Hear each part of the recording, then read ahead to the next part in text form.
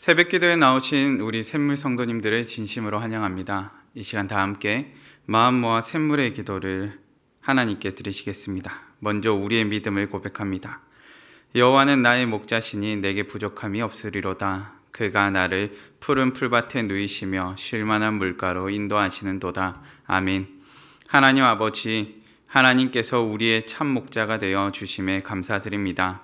우리의 평생이 참 목자 되신 하나님의 음성을 따라 하나님과 동행하는 삶이 되게 하시고 하나님만으로 만족하는 인생이 되게 하옵소서. 샘물 공동체를 위해 기도합니다. 내 영혼을 소생시키시고 자기 이름을 위하여 의의 길로 인도하시는도다. 아멘. 하나님 아버지, 우리 샘물 공동체가 하나님만을 목자로 섬기는 교회가 되길 원합니다. 샘물의 예배를 통해 모든 성도들이 하나님이 공급하시는 생명의 양식을 풍성히 얻게 하시고 하나님 안에서 참된 안식과 영원히 소생하는 은혜를 경험케 하옵소서.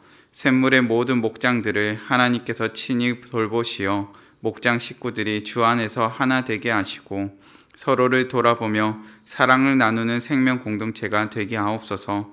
작은 목자 훈련과 사남 사밤을 통해 샘물의 모든 성도들이 의의 길을 걸어가는 은혜 내려 주옵소서. 사랑하는 지체들을 위해 기도합니다.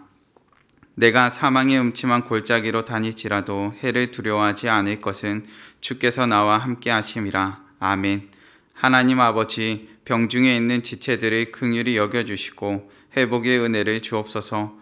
인생 골짜기 가운데 주께서 친히 찾아가셔서 함께하여 주시고 주의 지팡이와 막대기로 지켜 주옵소서. 고난 중에도 하나님의 함께하심을 기억하게 하시고 주님의 강한 손을 의지함으로 모든 고난과 환난을 능히 견디며 주께서 주시는 힘과 용기로 승리하게 하소서. 우리의 자녀들을 위해 기도합니다. 내 평생의 선하심과 인자하심이 반드시 나를 따르리니 내가 여호와의 집에 영원히 살리로다. 아멘. 하나님 아버지, 우리 자녀들의 삶 가운데 선한 목자가 되어 주옵소서. 하나님의 선하심이 자녀들의 걸음을 이끌어 주시고 하나님의 인자하심이 뒤에서 불어오는 바람이 되어 주옵소서. 세상의 많은 시험과 시련 속에서도 끝까지 믿음을 지키게 하시고 하나님의 자녀답게 살아가게 하옵소서. 신학기를 맞아 학교 생활 가운데도 부족함이 없게 하시고 때를 따라 돕는 은혜를 허락하여 주옵소서. 오늘 하루도 선한 목자 되신 주님께서 우리와 함께 하심을 믿으며 이 모든 간구를 우리의 선한 목자 되신 예수 그리스도의 이름으로 기도드립니다. 아멘. 오늘 새벽 함께 보실 본문 말씀은 고린도전서 2장 6절에서 16절까지의 말씀입니다. 고린도전서 2장 6절에서 16절까지의 말씀 한 절씩 교독하시겠습니다. 그러나 우리가 온전한 자들 중에서는 지혜를 말하노니 이는 이 세상의 지혜가 아니요 또 이 세상에서 없어질 통치자들의 지혜도 아니요 오직 은밀한 가운데 있는 하나님의 지혜를 말하는 것으로서 곧 감추어졌던 것인데 하나님이 우리의 영광을 위하여 만세전에 미리 정하신 것이라. 이 지혜는 이 세대의 통치자들이 한 사람도 알지 못하였나니 만일 알았더라면 영광의 주를 십자가에 못 박지 아니하였으리라. 기록된 바 하나님이 자기를 사랑하는 자들을 위하여 예비하신 모든 것은 눈으로 보지 못하고 귀로 듣지 못하고 사람의 마음으로 생각하지도 못하였다 함과 같으니라. 오직 하나님이 성령으로 이것을 우리에게 보이셨으니 성령은 모든 것 곧 하나님의 깊은 것까지도 통달하시느니라. 사람의 일을 사람의 속에 있는 영 외에 누가 알리요 이와 같이 하나님의 일도 하나님의 영 외에는 아무도 알지 못하느니라. 우리가 세상의 영을 받지 아니하고 오직 하나님으로부터 온 영을 받았으니 이는 우리로 하여금 하나님께서 우리에게 은혜로 주신 것들을 알게 하려 하심이라. 우리가 이것을 말하거니와 사람의 지혜가 가르친 말로 아니하고 오직 성령께서 가르치신 것으로 하니 영적인 일은 영적인 것으로 분별하느니라. 육에 속한 사람은 하나님의 성령의 일들을 받지 아니하나니 이는 그것들이 그에게는 어리석게 보임이요 또 그는 그것들을 알 수도 없나니 그러한 일은 영적으로 분별되기 때문이라. 신령한 자는 모든 것을 판단하나 자기는 아무에게도 판단을 받지 아니하느니라. 함께 봉독하시겠습니다. 누가 주의 마음을 알아서 주를 가르치겠느냐? 그러나 우리가 그리스도의 마음을 가졌느니라. 아멘. 오늘 고린도전서의 말씀을 통해 성령님의 사역이라는 제목으로 말씀을 나누고자 합니다. 바울은 십자가에 못 박히신 예수 그리스도를 증거했습니다. 세상의 유명한 탁월한 지식이나 언변을 가지고 전했던 것이 아니라 세상의 탁월한 언변이나 지식을 가지고 있다 할지라도 그것이 아닌 복음을 증거하기를 원했다는 것입니다.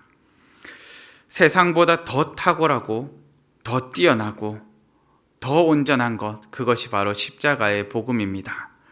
바울은 복음을 증거하는 것이 어떤 사람들에게는 거리끼는 것이요, 또 어떤 사람들에게는 미련한 것이라 손가락질 받는 일이 될 것임을 알고 있었습니다. 그럼에도 바울은 복음이 하나님의 능력이요 하나님의 지혜라 증거합니다. 이제 우리는 복음만을 증거했던 바울, 복음이 하나님의 지혜요 하나님의 능력이라 증거했던 그 바울이 성령님께서는 우리 가운데 어떻게 역사하시고 계신지를 말하는 본문을 마주하게 됩니다. 성령님께서는 우리 가운데 어떻게 사역하십니까? 그 첫째는 복음을 알게 하십니다. 8절 말씀입니다. 이 지혜는 이 세대의 통치자들이 한 사람도 알지 못하였나니 만일 알았더라면 영광의 주를 십자가에 못 박지 아니하였으리라. 아멘. 복음은 세상의 지혜가 아닙니다. 세상에서 가르쳐주는 그럴듯한 길이 아닙니다. 만약 유대인들이 예수님께서 걸어가시는 길이 고난의 길이요 십자가의 길이요 이것이 바로 구원의 길이라는 사실을 알았더라면 유대인들이 그들의 손으로 예수님을 십자가에 못 박지는 않았을 것입니다. 수많은 사람들도 세상의 통치자들도 이것을 알지 못하였고 그저 예수님을 십자가에 내어준 바 되었습니다. 이 모든 것은 하나님께서 계획하셨고 예수님께서 행하셨고 성령님께서 알게 하신 것입니다. 바로 이것이 복음입니다. 우리도 복음을 알지 못했습니다. 우리에게 복음을 알게 하신 분은 성령님이십니다. 우리가 종종 쓰는 표현 중에 아는 만큼 보인다라는 표현이 있습니다. 어린아이들에게 이 말을 적용해 보자면 모르기 때문에 용감할 수 있고 모르기 때문에 무엇을 하든지 고집부리면서 할 수 있다 말할 수 있습니다. 어린아이들에게 쌀 한 포대를 들고 갈 수 있냐고 묻는다면 어린아이들은 쌀 한 포대의 무게를 모르기에 들고 갈 수 있다, 내가 할 수 있어요 라고 말을 할 것입니다. 그런데 실상 결과는 어떻습니까? 어린아이들의 힘으로 쌀 한 포대를 옮기기에는 많이 무겁겠지요. 많이 힘들겠지요. 실상은 그것을 옮기기가 너무 힘겨울 것입니다. 하물며 구원의 길은 어떻습니까? 우리는 스스로 구원할 능력이 없습니다.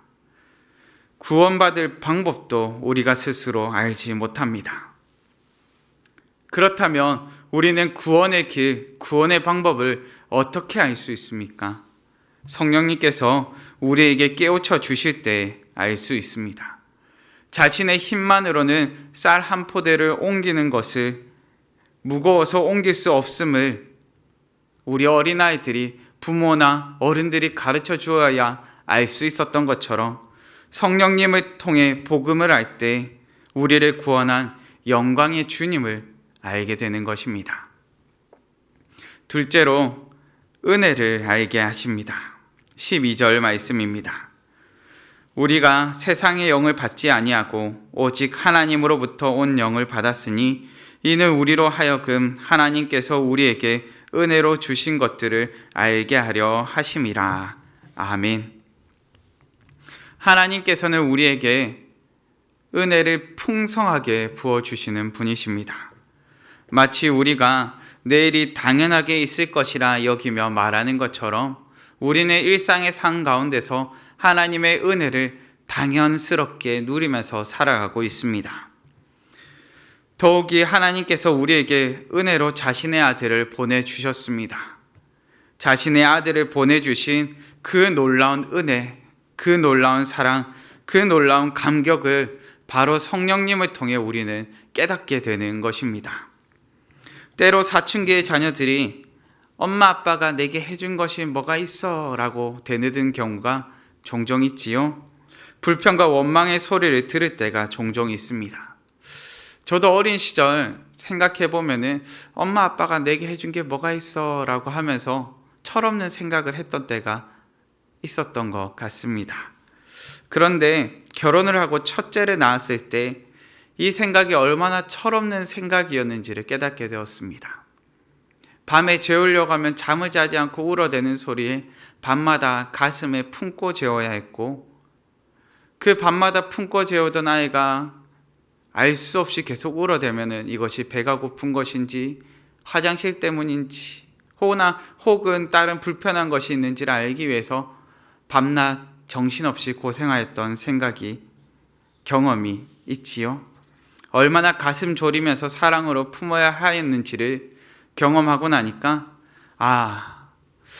우리 부모님도 이렇게 가슴 졸이면서 나에게 사랑으로 행해 주셨겠구나 하는 생각이 들었습니다. 부모님의 은혜를 알게 된 것입니다. 저는 종종 아내와 밤마다 얘기할 때면 저희 첫째에 대해서 얘기할 때가 있습니다. 나중에 첫째가 조금 커서 엄마 아빠가 내게 해준 게 뭐가 있어? 라고 말을 한다면 나는 밤마다 너를 안고 재운 세월이 있어 하고 입을 한 대 콕 쥐어 박을 것이라고 장난스럽게 말을 한 적도 있습니다. 그런데 이렇게 말할 수 있으면 무엇 때문입니까? 부모님의 은혜를 깨닫게 되었기 때문입니다. 성령님께서도 이같이 놀라운 하나님의 은혜를 알게 하십니다. 부정할 수 없고 차마 불평할 수 없는 하나님의 놀라운 은혜, 십자가의 사랑, 그 십자가의 은혜를 깨닫게 하시는 것입니다. 셋째는 그리스도의 마음을 알게 하십니다. 17절 말씀입니다. 누가 주의 마음을 알아서 주를 가르치겠느냐? 그러나 우리가 그리스도의 마음을 가졌느니라. 아멘. 세상 사람들이 보기에는 예수 그리스도로 말미암는 구원의 방법 외에는 다른 구원의 길이 없을까를 질문을 합니다. 자신의 아들 독생자를 내어주지 않는 다른 구원의 길은 없을까? 예수님이 아닌 세상이 말하는 다른 구원의 길은 없을까를 말을 합니다. 그런데 생각을 해본다면 길어야 한 100년을 살 수밖에 없는 우리들이 영원을 말씀하시는 하나님 앞에서 주름을 잡는 것만 같습니다. 우리로서는 자신의 아들 독생자 예수 그리스도를 보내어 주신 하나님의 놀라운 사랑을 온전히 알 수가 없습니다. 그런 우리에게 성령님께서는 그리스도의 마음을 가지게 하십니다. 그리스도의 마음은 무엇입니까? 복음만이 유일한 길이요 진리임을 믿는 것입니다. 예수님께서 십자가에 달리시기 전날 사랑하는 3명의 제자 베드로와 야고보와 요한을 데리고 산에 오르셔서 기도하시지요. 그 기도하시는 장면 가운데 예수님께서는 이와 같이 기도하십니다. 마태복음 26장 39절 말씀입니다. 내 아버지여, 만일 할만하시거든 이 잔을 내게서 지나가게 하옵소서. 그러나 나의 원대로 마시옵고 아버지의 원대로 하옵소서. 아멘. 바로 이것이 그리스도의 마음입니다. 십자가의 길 외에 다른 길이 있었다면 예수님께서는 십자가에 달리시지 않아도 되었을 것입니다. 그런데 우리에게는 십자가의 길 외에는 다른 복음은 없습니다. 성령님께서는 예수 그리스도 외에는 다른 구원의 길은 없음을 알게 하시는 분이십니다. 오늘 사는 우리 가운데도 성령님께서는 여전히 살아 역사하십니다. 성령님께서는 우리 가운데 어떻게 살아 역사하십니까? 첫째는 복음을 알게 하십니다. 우리를 구원한 영광의 주님을 알게 하십니다. 둘째는 은혜를 알게 하십니다. 차마 부정할 수 없는 주님의 은혜를 알게 하십니다. 셋째는 그리스도의 마음을 알게 하십니다. 복음만이 유일한 생명의 기름을 알게 하시는 것입니다. 바울이 성령님의 사역에 대해 가르쳐 주는 것은 성령님께서 우리 가운데 역사하시고 계시고 그 역사하신다는 사실을 깨달아 알라는 것입니다. 오늘을 사는 우리 가운데도 성령님께서는 살아 역사하십니다. 여전히 복음을 알게 하시고 은혜를 알게 하시고 그리스도의 마음을 알게 하십니다. 우리가 쫓는 것은 세상의 탁월한 언변이나 지혜가 아닙니다. 수많은 사람들이 이 길이 옳은 것 같아 저 길이 옳은 것 같아 말하는 그러한 헛된 길이 아니라는 것입니다. 오직 예수 그리스도의 복음입니다. 그 복음의 길을 우리 성령님께서 인도하여 주시고 성령님께서 깨닫게 하여 주시고 성령님께서 그 마음을 가지게 하시는 것입니다. 성령님께서는 오늘도 여전히 살아 역사하셔서 우리를 복음의 길로 인도하고 계십니다. 성령님의 역사를 고대하며 오늘도 성령님의 인도하심 따라 사시는 우리 성도님들 되시기를 간절히 바랍니다. 다 같이 기도하시겠습니다.